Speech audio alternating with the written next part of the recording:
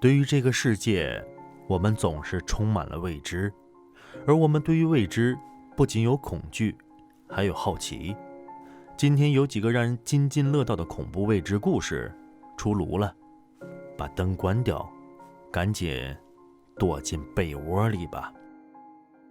第一个，站在门口的白衣女孩。在几个月前 Reddit 的超自然现象社区内出现了几张照片，而就是这几张照片引起了不小的轰动。有网友评论说，如果这是鬼的话，这可能是我见过的最好的照片证据了。然而诡异的是，这位发布内容的神秘用户在后来就注销了账户，但是照片和照片的背景故事却留了下来。大概的内容是这样的，这位用户其实不相信超自然事件，但他自己却亲身经历了。据他说，那晚正当他要睡着的时候，一阵吵闹声惊醒了他。他去调查噪音，却发现家里的跑步机正在运转，但是跑步机早就被他关闭了，需要重新连接钥匙才能启动。此时的他突然警觉了起来，因为他是一个人独居的，难道是家里来了什么陌生人吗？于是他检查了手机上的监控录像，想确保没有其他人在家里。然后他就发现了这张被摄像机拍下来的照片。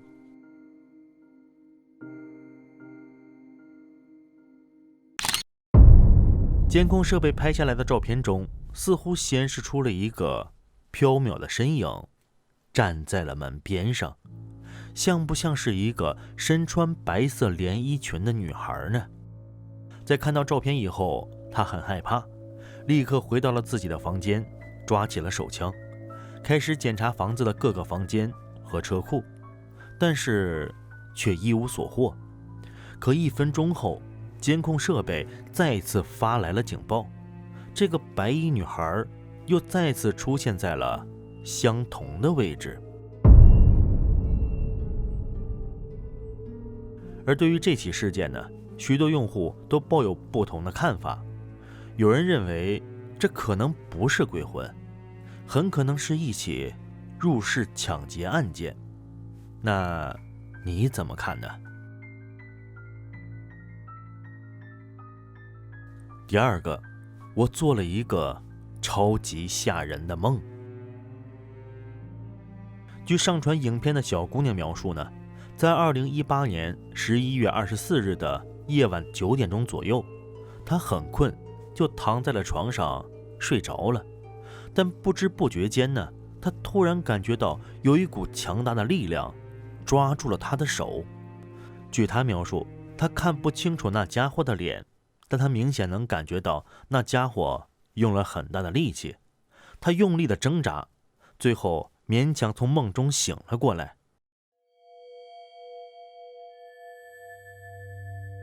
但醒来以后呢，手还是不敢动，这明显是经历了鬼压床了。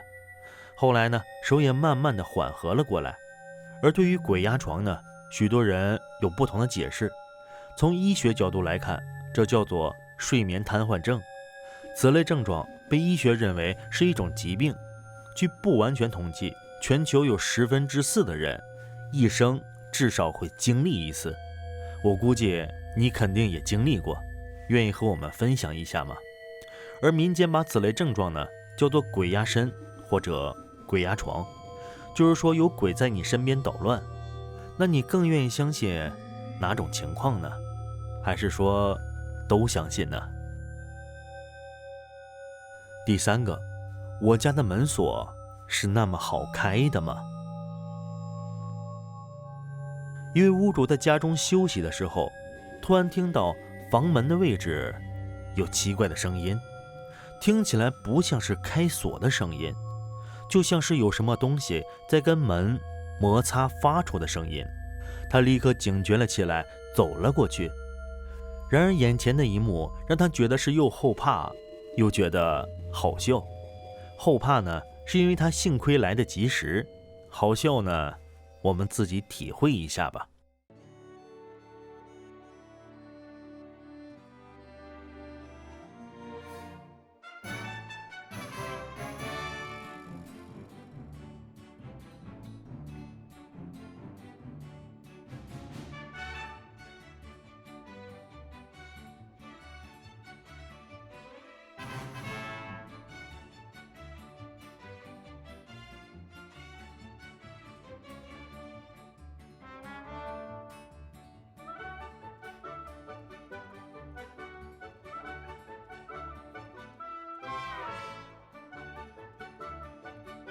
很明显，门外有一个贼想试图使用工具打开屋主家的房门，然后进屋偷窃，真的是让人太无语了。这个蠢贼还真的是很有耐心呢，竟然尝试了这么多次。如果换你做屋主的话，你会怎么做呢？是陪这个蠢贼玩一会儿呢，还是直接吓跑他呢？第4个，口香糖山的怪物。艾利库什马克西莫斯频道的博主是一位越野爱好者，他经常和朋友一起去穿越那些深山老林，共同探寻自然之美。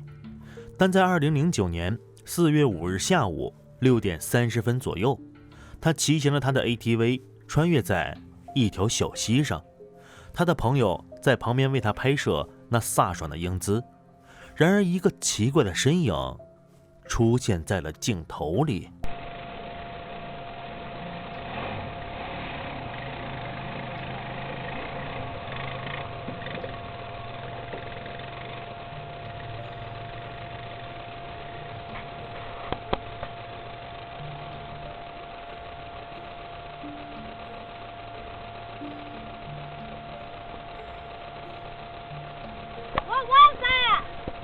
在他不远处的正前方，我们能看到一个坚实的黑色人物。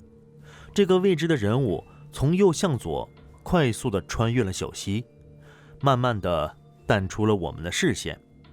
但据博主说呢，这并不是他第一次看到这个家伙，应该是第2次了，只不过是他第1次捕捉到他。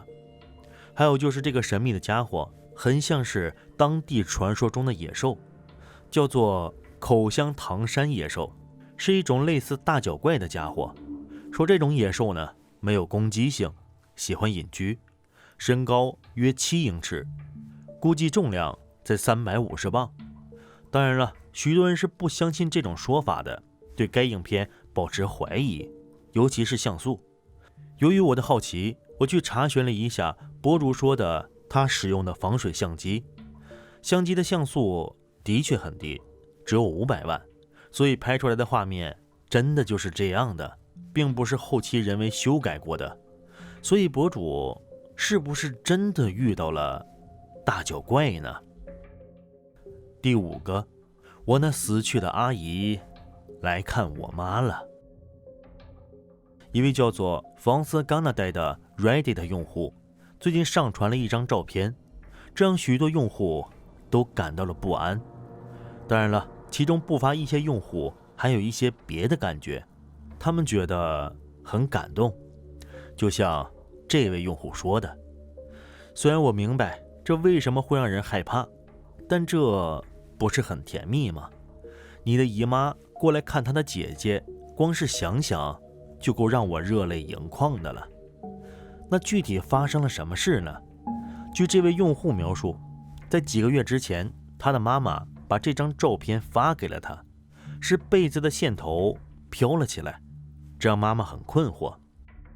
这个被子的线头以一种反科学的方式直立在被子上。然而呢，这并不是这张照片最吓人的地方。我们来调整一下照片的曝光度，你再看看照片里除了这个线头还有什么呢？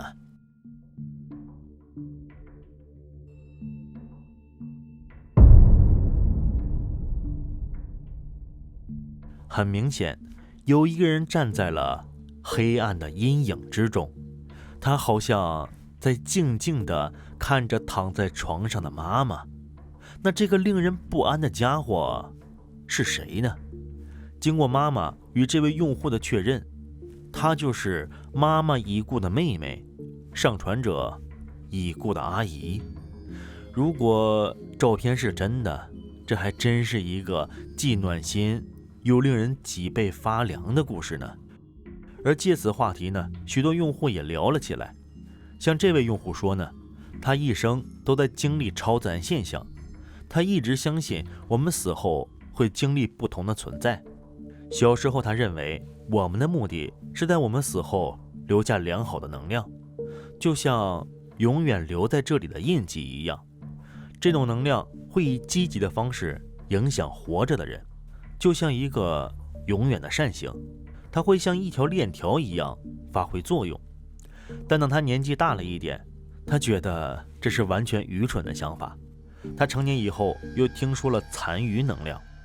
残余能量被认为是一个人，生者或者是死者，在某个地方或物体上留下的感情能量印记。但他也不知道这是不是愚蠢的想法。但这就是生活，你生活的越多，经历越多，你就会重新审视你的信仰和观点。那你的观点是什么呢？好吧，恐怖的时间总是短暂的，我们的节目又在这里跟大家说再见了。这里是飞鸿禁地，如果你喜欢这个频道，请点击订阅，打开小铃铛，让我们在以后的日子里一起探索这个未知的世界。黎明将至，我们午夜再见。